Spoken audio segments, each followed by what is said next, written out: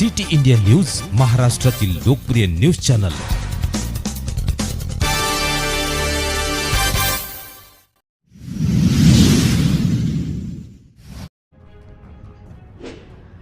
वाकोडीत महिला भाविकांची उसळली गर्दी।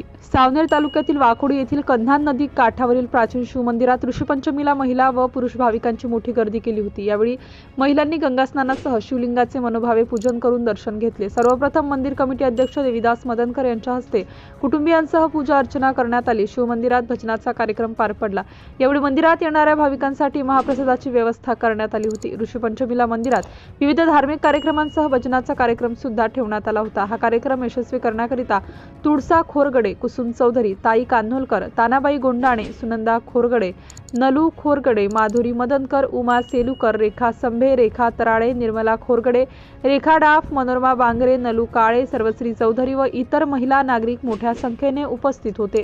सिटी इंडिया न्यूज साठी प्रतिनिधी पुरुषोत्तम नागपूरकर, सावनेर तालुका प्रतिनिधी।